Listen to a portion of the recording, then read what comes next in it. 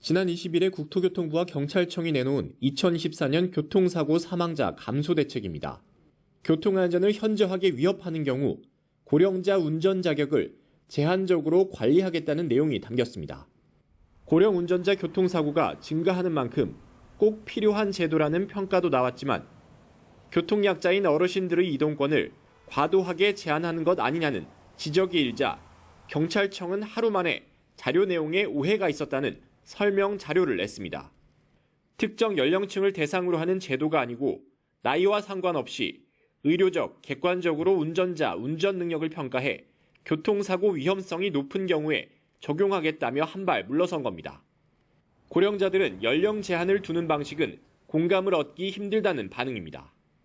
연령 제한보다는 정신적인 건강, 그다음에 육체적인 건강을 기준으로 해서 설정해서 아마 정해야지 그냥 20세 노인도 있고 60세 청년이 있듯이. 좋은 정책을 쓰려고 노력하는 것은 이해를 합니다.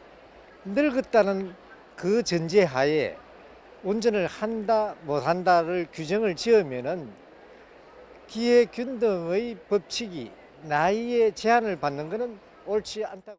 이번에도 정부의 정교한 접근이 부족했다는 평가도 나옵니다. 세부적으로 가면은 디테일한 문제에서는 좀 더 정교하고 정책에 대한 효율성을 추구할 수 있는 이런 것들이 좀 연구가 되고 검토가 된 다음에 발표를 했습니다. 해외 직구 금지 번복 사태에 이어 사회적으로 민감한 정책의 내용을 수정하는 상황이 이어지면서 정부의 섣부른 정책 추진에 대한 비판의 목소리가 커지고 있습니다. YTN 최두입니다. 어제 오후 4시 20분쯤 서울 응암동에 있는 꽃집으로 승용차가 돌진하는 사고가 났습니다. 가게가 비어있어 다친 사람은 없었지만 유리창이 모두 깨졌습니다. 경찰은 고령 운전자의 운전 미숙의 무게를 두고 정확한 사고 경위를 조사하고 있습니다. 오늘 오전 11시 50분쯤 경기 성남시 백현동에 있는 판교 노인종합복지관 지상주차장에서 90대 운전자가 몰던 승용차가 갑자기 후진해 행인들을 들이받았습니다. 이 사고로 80대 여성이 심정지 상태로 병원에 옮겨졌고 운전자와 행인 4명이 골절 등 크고 작은 부상으로 병원에서 치료를 받고 있습니다. 경찰은 운전자가 기어 조작을 착각해 사고를 낸 것으로 보고 정확한 사고 경위를 조사하고 있습니다. 횡단보도 신호가 빨간불에서 푸른색으로 바뀌고 행인 3명이 도로를 건넙니다. 잠시 뒤 차 한 대가 그대로 사람들을 덮칩니다. 80대 운전자 A씨가 몰던 차량, 보행자 3명은 모두 숨졌습니다. 재판이 진행됐고 A씨는 최후 진술에서 자신의 잘못을 인정했습니다. 선처를 구하는 것도 죄스럽다는 말도 남겼습니다. 앞서 검찰은 A씨에게 금고 5년을 구형했습니다. 다음 달 1심 선고를 앞둔 가운데 고령 운전자 면허 관리에 대한 사회적 관심이 증가하고 있습니다. 지난달 29일 서울 은평구에서도 70대 운전자가 몰던 차량이 행인과 차량을 들이받아 1명이 숨지고 13명이 다쳤습니다. 지난 17일 강남에서도 80대 운전자가 차량 7대를 들이받는 사고가 발생했습니다. 모두 음주운전은 아니었는데 경찰은 부주의로 인한 사고 가능성에 무게를 두고 있습니다. 65세 이상 고령 운전자 사고는 매년 늘고 있습니다.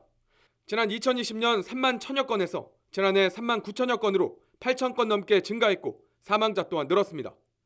특히 75세 이상부터 사고 위험이 더 늘어나는데 신체 노화로 인한 차량 조작 능력이 떨어지기 때문으로 분석됩니다. 대안으로 면허 자진 반납 제도를 10년 넘게 실시하고 있지만 실제 반납률은 2%대에 불과한 상황. 면허 반납 시 일회성으로 주는 10만 원에서 20만 원 상당 교통카드나 상품권으로는 반납률을 높이는 데 한계가 있습니다. 예를 들어서 은행에서 좀 더 이윤을 낮게 해준다. 반납한 사이에서 이윤을 낮게 해준다든지 또 각종 물건을 배달시키면 무료로 배달시켜준다든지 다양한 방법을 통해서. 고령 운전자가 갈수록 늘며 운전면허 자진 반납을 높이기 위한 현실적인 대책 마련이 필요한 상황. 비상 자동 제어 장치 의무화나 주기적으로 운전 능력을 평가해 운행거리와 속도 등을 제한하는 조건부 면허제 도입이 필요하다는 지적도 나오고 있습니다. YTN 홍석입니다. 어제 오후 4시 40분쯤 경기도 김포시 신곡리의 한 아파트 단지 인근 상가 앞에서 70대 남성 A씨가 몰던 SUV 차량이 주차된 차량과 가게를 들이받았습니다.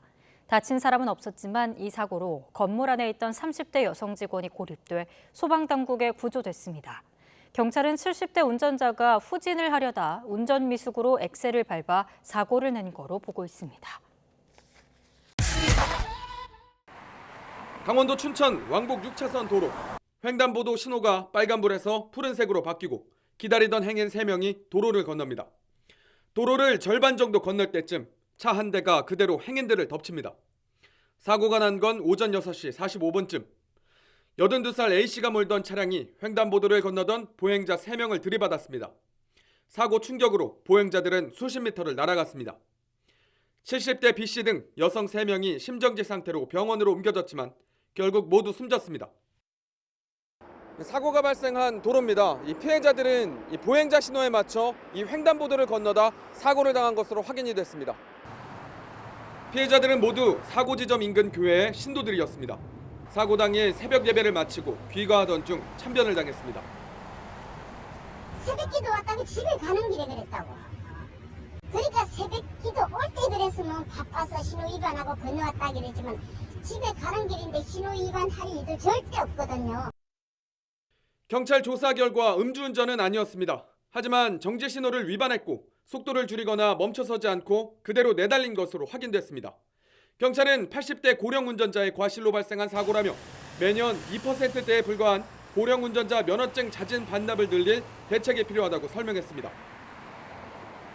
금년도에 교통사고, 사망사고 내셨던 분 중에 한 두 분 정도인가? 고령자이신 분들 좀 있으셨는데 고령자분들의 운전면허 반납 자료가 좀 더 많이 좀 필요하지 않을까 그렇게 생각합니다. 경찰은 운전자 A씨를 과실치사 혐의로 입건하고 A씨 진술과 블랙박스, CCTV 등을 토대로 정확한 사고 경위를 조사하고 있습니다. YTN 홍서욱입니다. 서울 행천동 고등학교 앞길에 사람들이 들것에서 치료를 받고 있습니다. 소방대원들은 다급한 손놀림으로 응급처치를 하느라 분주합니다. 사고가 난 시간은 등교 시간대인 아침 8시쯤. 70대 남성 A씨가 몰던 SUV 차량이 인도에 있던 행인 3명을 들이받은 겁니다.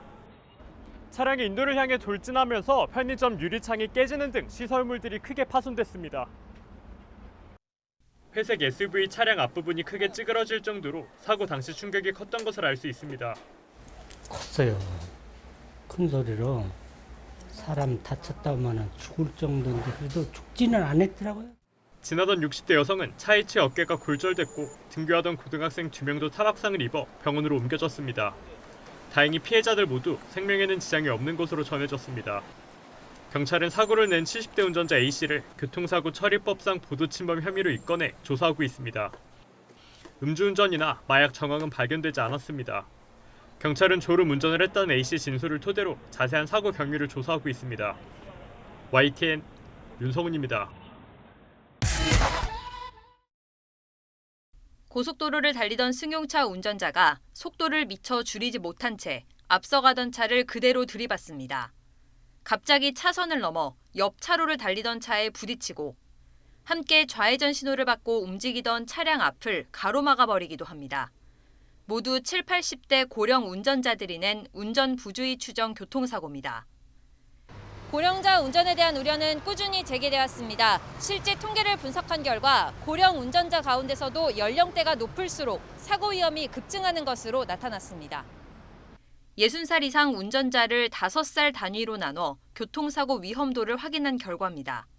인명피해 환산값을 사고 건수로 나눈 수치인데 80대부터 눈에 띄게 증가합니다. 오히려 60에서 70대 사이에서는 유의미한 차이가 나타나지 않습니다. 시력도 저하돼서 위험을 늦게 발견하고 또 반응 시간도 길어져서 위험을 회피하는 능력도 저하가 돼서 사고를 피하기도 어렵고 사고 나면 사고 규모도 커지게 됩니다. 고령 운전자에 대한 대책이 시급하지만 인력과 예산은 제한된 상황. 65살 이상 모든 운전자에게 통일된 규제를 적용하기보다 위험도에 따라 연령대별 맞춤형 대책을 세워야 한다는 목소리가 나옵니다. 운전면허 갱신과 정기 적성검사 주기를 60에서 70대에겐 비교적 느슨하게 풀어주고 80대에게 더 강화해 적용하는 게 한 방법입니다.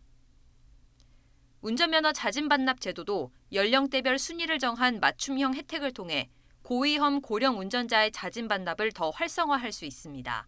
차등화된 맞춤형식의 합리적인 방안으로 추진하는 것이 결국에는 국민들에 대한 수용도를 높일 수 있고 궁극적으로는 교통사고를 줄일 수 있는 가장 올바른 방향이라고 생각이 듭니다. 고령 운전자에게 무조건 좋지 않은 시선을 보내는 대신 모두가 안전한 도로를 만들기 위한 사회적 논의를 진행해야 할 시점입니다. YTN 강희경입니다.